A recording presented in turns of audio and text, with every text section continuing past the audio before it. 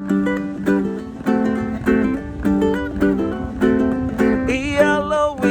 a little aloha in our day. Spread a little aloha around the world. At breakfast with Bob.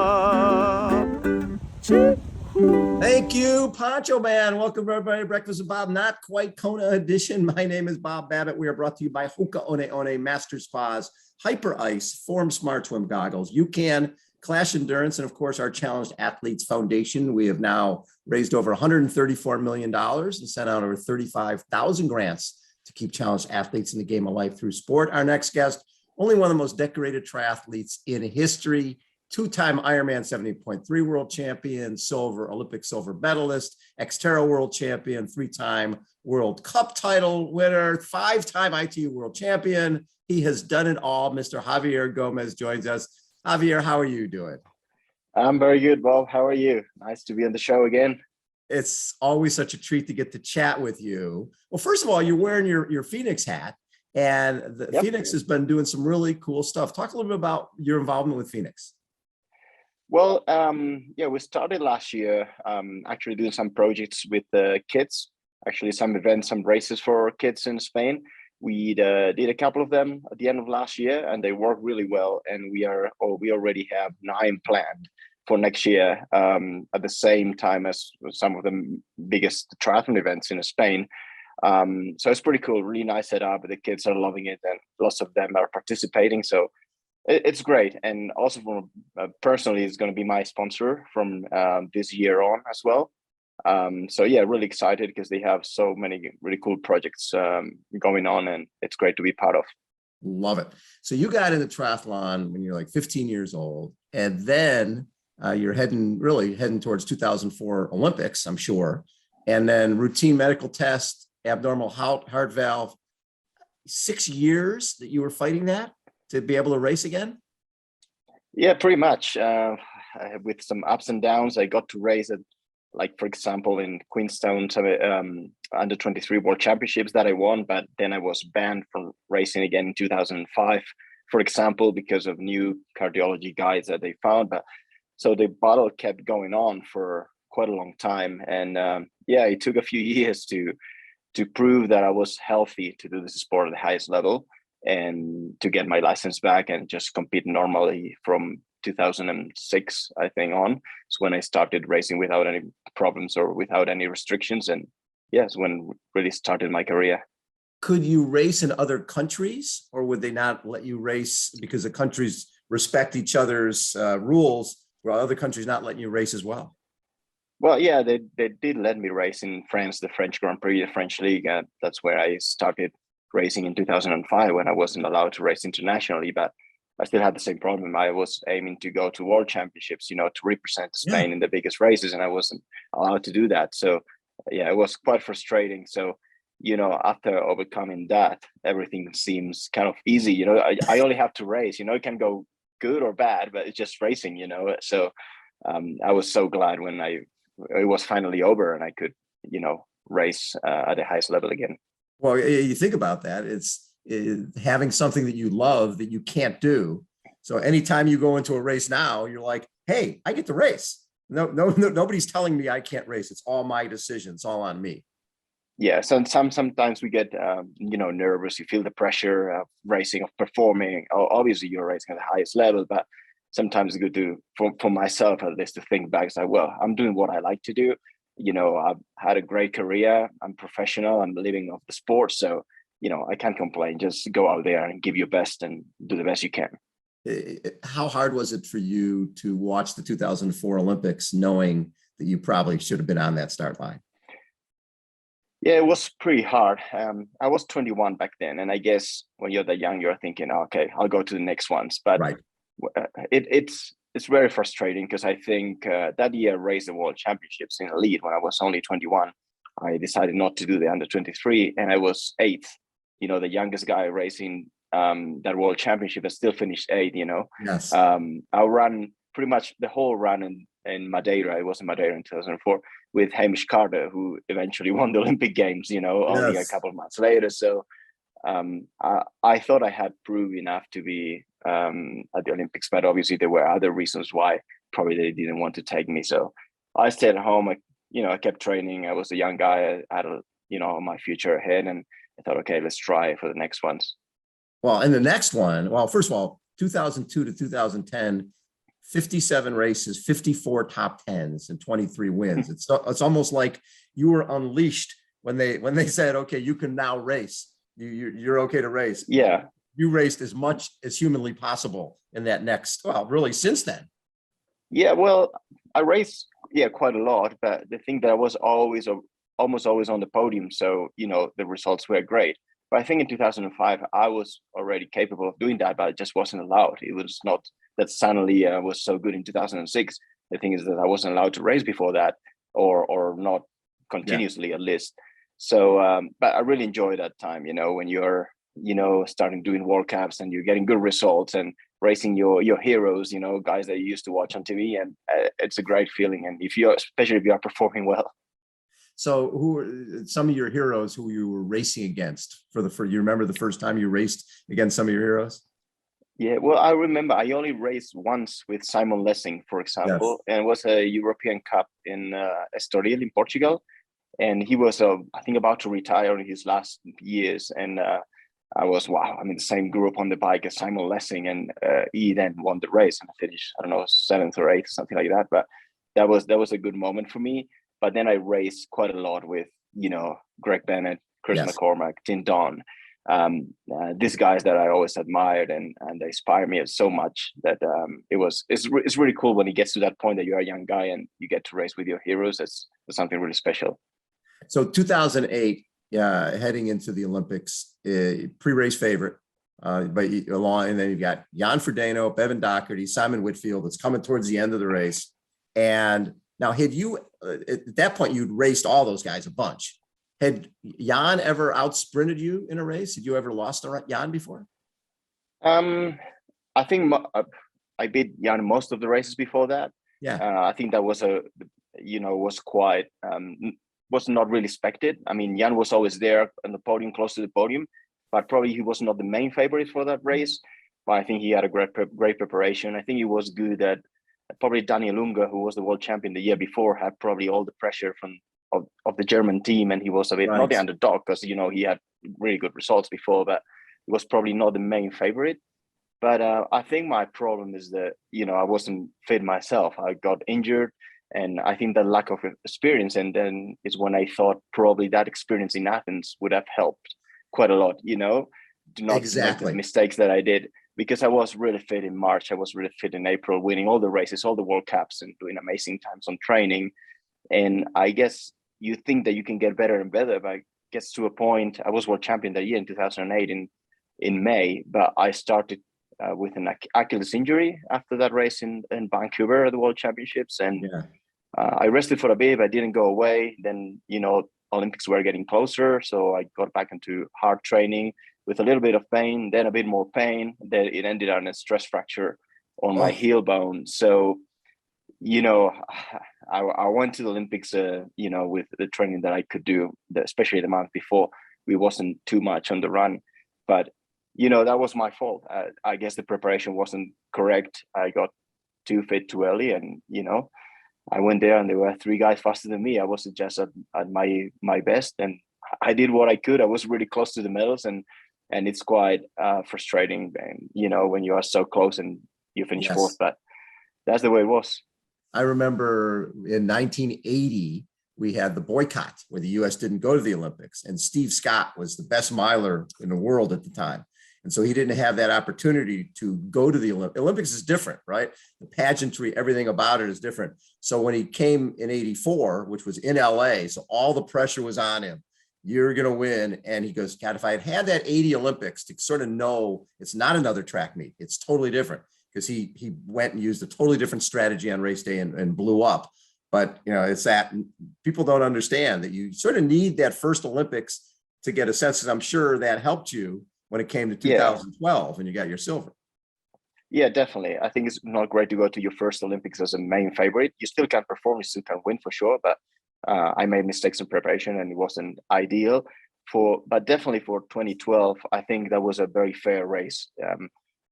if you see how the races were the years before in that Olympic cycle, the Brownlees and I were dominating 90% of the races. I think we were at a different level at that time. And but then you have the pressure. You get to London and you have to perform there. And that there are two guys that are probably going to be on the podium, which are the two Brownlees, because they were really fit. So there's only one more medal, for grabs. And but I think that I did a really good preparation. I was fit at the right time. I think I did one of the best races of my life. I remember the atmosphere was incredible in Hyde Park. I never raced with so many spectators, so many people watching.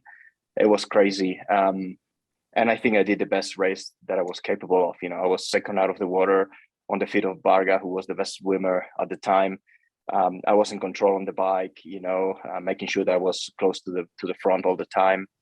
And I ran at 29:14, I think, which was probably the best run that I could have done. It was a official 10K course, and Alistair was just a bit faster. There's nothing I could do really. Yeah, exactly. I would have been incredible to run sub 29 minutes to beat Alistair, but I wasn't ready for that. So I'm really happy with that silver medal, of course. It was the highest level racing probably of my career. And I've seen different generations of athletes coming and going, and that was a really, really high level race. Well, and think about the pressure on the Brownlees, right here. They're in the UK. So really you were at that point, you're a little under the radar because the Brownlees are supposed to win. There's billboards everywhere of those guys. Yeah, they were supposed to be. And that's why it's really amazing how they perform with that kind of pressure racing at home. In Spain, I had a lot of pressure because for Spain, I was the guy who had to get a medal in triathlon. Right. And obviously I had the Brownies there as well. But it was incredible how they perform at such a big level. It was probably, I would say, their best race in their career as well. So it was a really good Olympics. Do you know how many times you raced Alistair over the years? A lot, especially during the period between 2008-9 to 2015-16. Yeah. So many races. Yeah, every weekend pretty much. Yeah. Can you be friends with a guy when you basically, it's sort of the two of you going back and forth, winning the races? Yeah, you can. I mean, it was a point, there was a time that the rivalry was really big, and I don't think our relationship was the best at that time, which is normal. But yeah. I have a huge respect for him, and I always said that he's the best triathlete I ever raced. From, as I said, in the last 20 years, I've seen many of them. But when he's at his finest, when he's at his peak, he's incredible. And yeah, I think it was great for triathlon in general. That rivalry was great for them, great for me as well. It made me improve. It was suddenly this guy, younger guy, who was going faster than everyone else and doing incredible things. And I had to go home and figure out ways to keep training harder and keep getting better. And it was great. And I have a great relationship with them, and I really appreciate everything they've done for the sport as well. So then that same year in 2012, you win High V, which was a huge event here in the US, and you also win XTERRA Worlds. So at 2012, it's like you're sort of branching out and doing some other stuff at the same time. When did you start thinking that, okay, I'm going to go move up to 70.3, go a little longer? Well, I had that in mind for a long time, I think, but I was so focused in ITU racing that after the Olympics, I was really fit and I wanted to try different things. So I went to High V. I had done a few of Olympic distance non-drafting races, which, by the way, I miss a lot because they were great. They were great. I love that. Yeah, I love that distance. It was really professional races. In the US, I did a few of them. So after the Olympics, I went to High V, the biggest prize money on the table, and I won that race. It was great. And then I wanted to do something different. I still raced the grand final of the World Championships in 2012 in Auckland. And then I went straight to Maui 1 week after.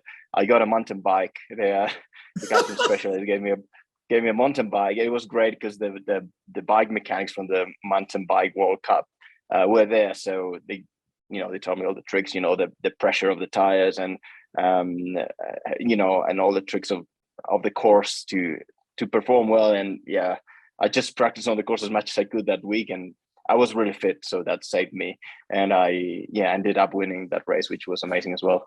So you didn't have a lot of mountain bike background?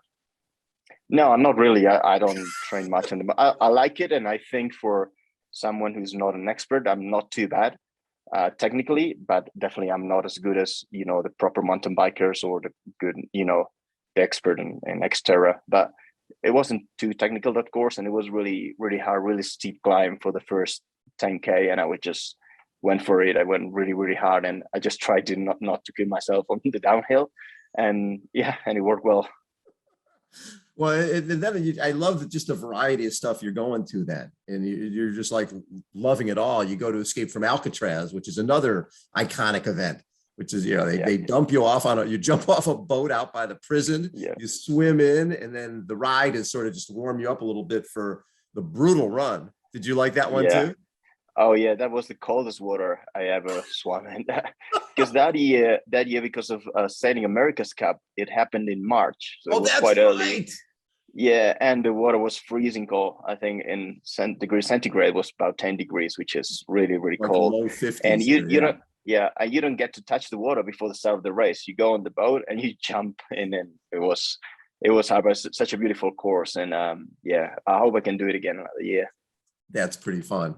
And there's a couple of races that stick out to me in your career. I mean, one was when you obviously you won in Mount Tremblant. You won the World Championship 70.3 in 2014, but 17. It's one thing to run a 1:10.5 marathon off the bike, but it's another thing when you have to do it to win the race, right? When you're running somebody down, because that person's a little out of. You've got a guy who's off the front with a pretty good gap, and he still ran 1:16. It's not like he died. You had to make up you had to make up a bunch of time on the guy. And 4 minutes. 4 minutes or so, and he ran a 1:16. So you had to go right from as soon as you got off the bike, you had to fly. Yeah, and especially on that course, that was a really tough course on the run. I think I remember it was close to 300 meters of elevation in total. Yeah. So really, really hilly course. And so I knew Ben Canood was away. I wasn't sure how far, and I was in the main group. But when I started running, someone said like 4 minutes. It's like 4 minutes? This guy was flying. How can he be 4 minutes up the road? And I thought it wasn't going to be possible. It's just try to do your best run and forget about everything else. So I started running my pace. I was feeling good. And after only 5K or so, they told me 2 minutes. I said, wow, I'm really going fast. So I just kept focused myself and eventually got to a point that I knew I was going to catch him around K12 or 13. And I was quite tired because I pushed quite hard from the beginning, but I tried to stay with him for a bit and then make my move, and it worked well. I'm really proud of that race. It's not easy to do that, especially when the guy at the front is Ben Canood. It's not a rookie or someone, it's a great, he's running well, strong cyclist, great athlete. So it was a great victory, and I love that course in Chattanooga. I like hilly courses on the run. I think they suit me, and I took advantage of that.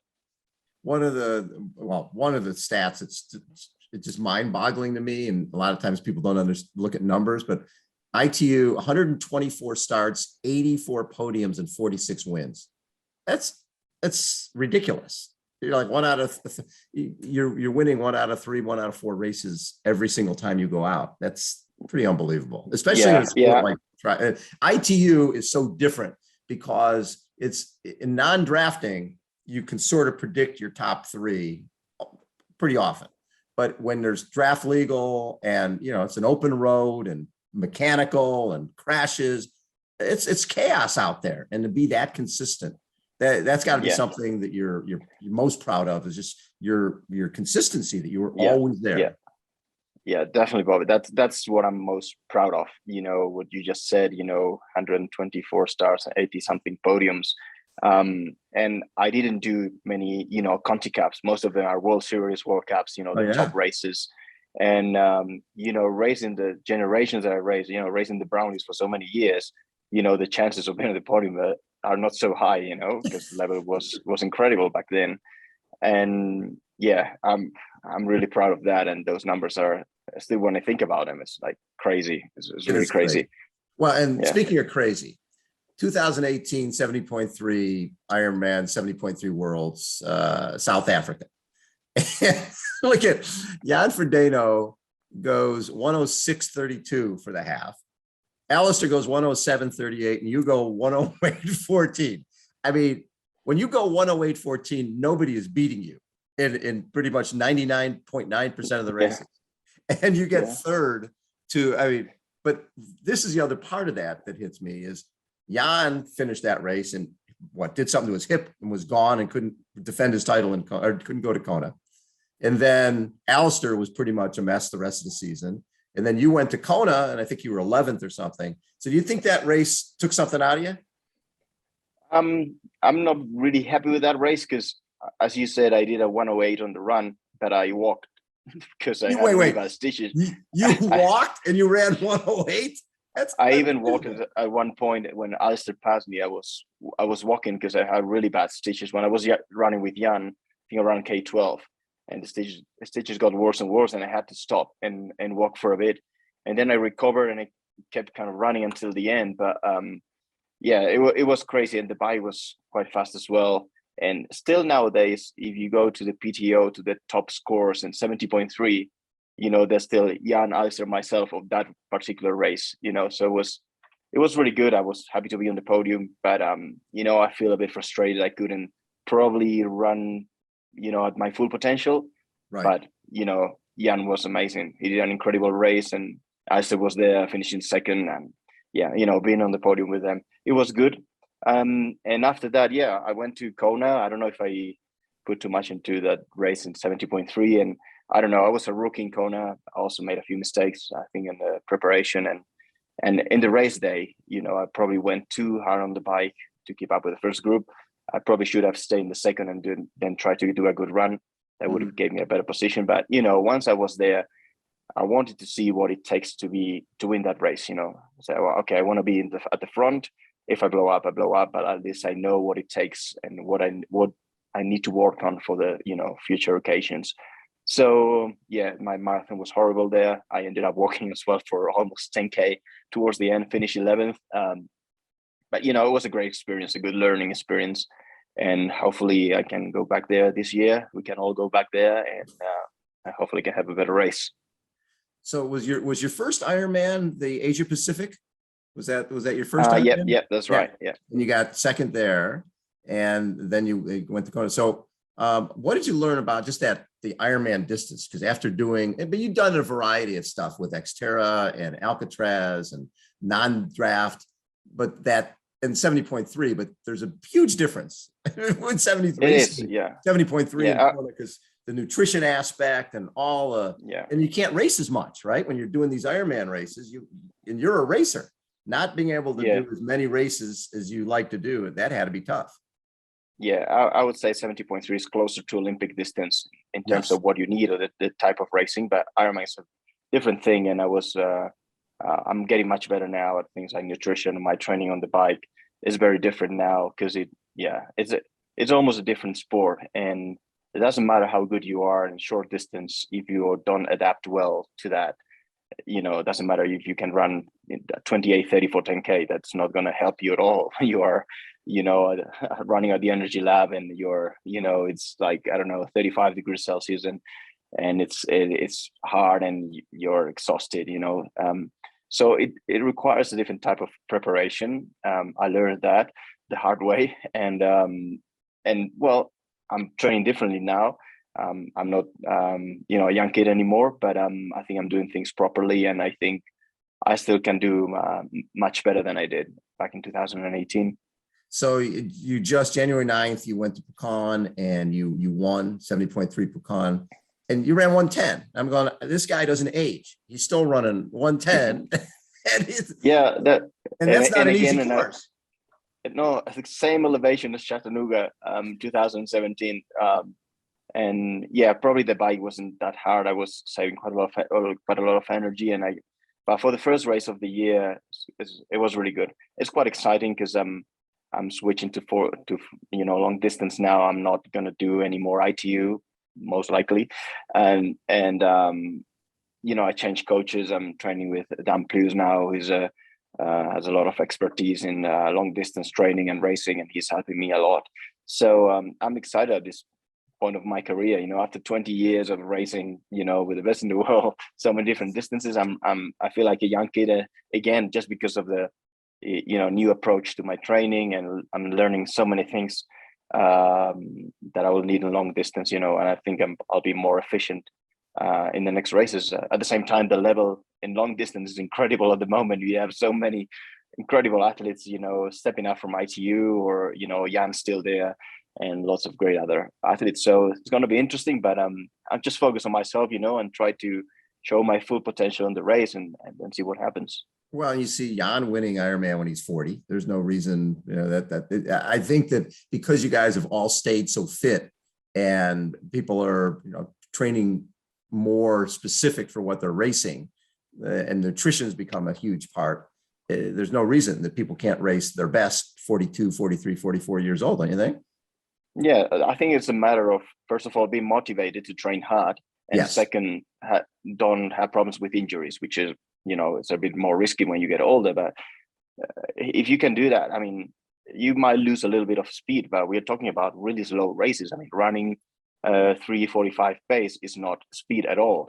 Speed is running 250 on a 10K, or, Right. or 245. So if you're still motivated and willing to put all the work, all the effort, if your body respects you and you don't get injured, I think your early 40s, late 30s is still a good age to perform well. And Jan and other athletes as well are proving that. So for this next year, is the goal to do Ironman World Championship in St. George? Will that be the sort of the goal between now and May? Yeah, that's right. I'll probably do one more 70.3 as a preparation, and then St. George in May. That's the first big goal. And then let's see first what happens in St. George, and if I need to do another Ironman to qualify for Kona, and then plan the second half of the year. But at the moment, I'm focusing on that race. And have you raced St. George before? No, never. Never raced 70.3. I watched a few videos and know about the course, but I never experienced it. It's a good course for you. It's hilly bike, hilly run. That's a Javier course. Well, yeah, what I saw is probably suit me better than other flat courses, for example, or races like Daytona. This kind of races are so specific for good time trialists. But St. George might be a bit better. I mean, still have to go there and prove it. But on the paper, I kind of like it. Yeah. Right. When you look back at your career, is the London race the one that sticks out the most, even though you ended up with the Olympic silver medal in terms of the best race you've ever had? There are a few. That London race. There's 1 year later, the grand final of the World Series in London as well. That sprint finish with Jonathan Brownlee was a really exciting race. The 70.3 Worlds in both in 2014 and 2017 that we already talked about. There are a few great memories. Winning my 5th world title and in Chicago in the ITU, and becoming the guy with more numbers of world titles. There's so many great experiences. Some of them not so good, but lots of great memories from my career so far. So with the sport, when you got into the sport in Spain, obviously it was a growing sport. How big has it gotten in Spain? It's way different. When I started, it was such a small sport, almost unknown. And now, you have triathlon on TV, you can watch the World Series on TV. So many triathletes, clubs, kids doing triathlon. It's incredible. It's great to watch and great to witness. And I hope we keep growing that way. Who are some of the young up and comers from Spain that we should be watching out for? Well, we have a few. We still have, Mario Mola there at his prime, probably for ITU, Fernando Alarza. We had a junior world champion now who's, a really talented guy. Igor Bellido is his name. He just won last year at Junior World. So it's a promising future, and also some girls finishing junior girls in top 5 and the World Juniors as well. So yeah, I'm excited. Spain is doing quite well, and I guess having Ivan Raña, who was the first guy who was world champion in Spain in triathlon, and other great athletes we had in the past, including myself. I think that's great for the newer generations, and I think have a bright future. I remember watching you guys as you and Mario Mola, I think it was 2015 in Chicago. And that was a great run with you two guys side by side for a bunch of that one. Yeah. As well. Yes, another 29 flat 10K run. It was great. Such a great race. Amazing. Hey, Javier, thank you so much for taking time. It's always such a treat to get to chat with you. And hopefully we'll get you to San Diego one of these years for our CAF weekend. I think you'd enjoy it. It would be great. Yeah, I was in San Diego a couple of times. I raced there. I would love to go back. Yeah. Love it. Javier Gomez has been our guest. Thank you, Javi. And I look forward to seeing you in St. George. Thank you very much, Bob. Thank you. Javier Gomez has been our guest, everybody. Breakfast with Bob, Not Quite Kona edition. We'll catch you next time. See ya.